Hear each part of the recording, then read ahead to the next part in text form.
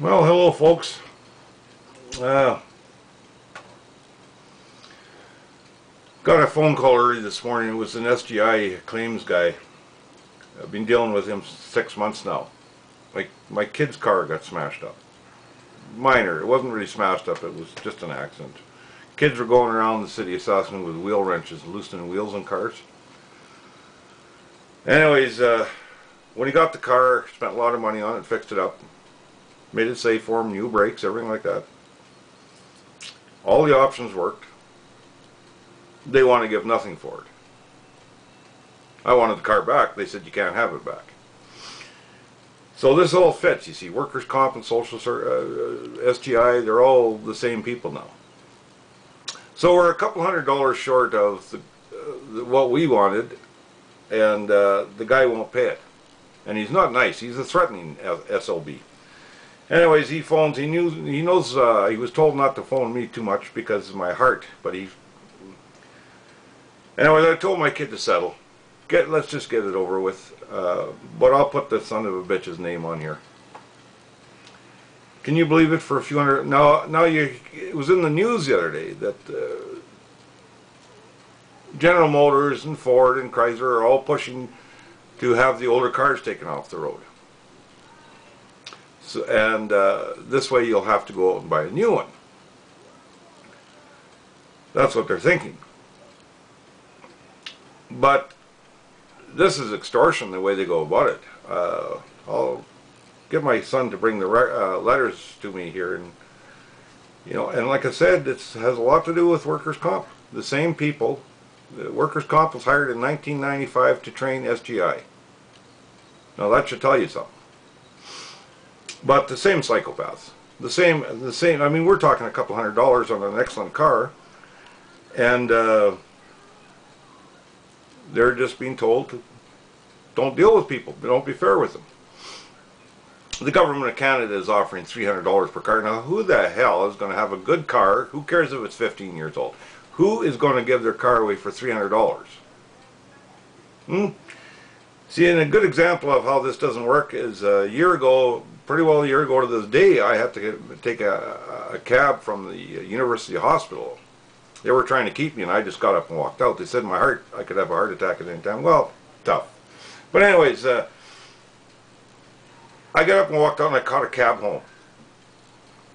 Now that thing was going down the University Bridge, shaking and rattling and rolling, and the guy was fighting the steering wheel all the way down the bridge and all the way to my place. You could smell exhaust. It was rattling, the brakes made noise. So you got to remember, those things are running around the city making 200 to 300 miles a day. But since it was fairly new, he was allowed to do that. I mean, a piece of shit like that, and he was allowed on the road with it. And I imagine SGI would fix it if it was a small dent and spend thousands on it. But my son's car, which was excellent, take it off the road because it's too old. The logic.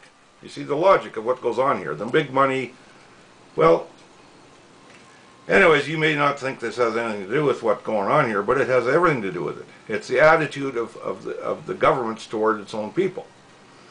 Now, who wouldn't want to own a brand new car? Maybe not a Chrysler or a Chev right now, because you might not get warranty with it.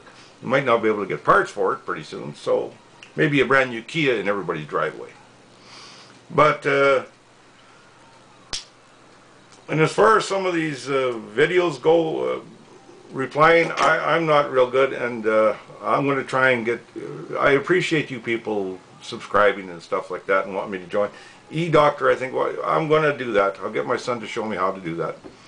I'm not just being standoffish or anything, I'm just. You get tired of life after a while, but I'll do that.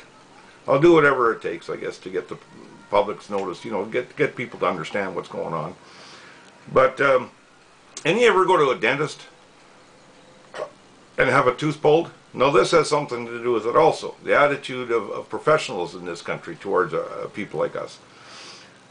And I got a tooth pulled. I don't have the money to fix them, so they got to pull them.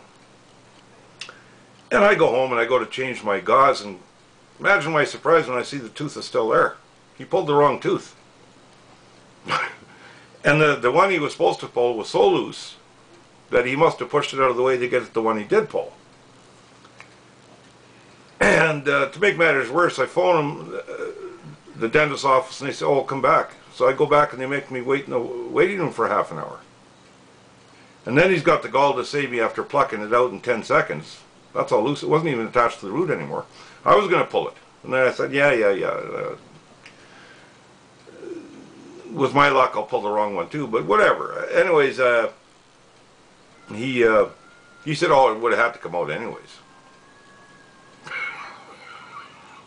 We'll build you a coffin because you're going to die any day anyways. You know. But it just goes on and on. But lately I haven't been doing much because I just spent 3 weeks unable to walk. My foot swelled up. It looked like one of those surgical gloves full of water. It just swelled right up. And they still don't know what it is. I've had blood tests and so, you know, they think, one doctor in the past said he thinks it's something to do with my nerves and my spine from the injury, and who knows. But the things some of you are going to have to look forward to, so when you do settle with workers' comp, think of the future. You know, like some of you maybe don't understand that, but if you get an ongoing problem with this 20 years from now, from your injury, and you didn't allow for that, you're in a world of shit. Believe me. Anyways,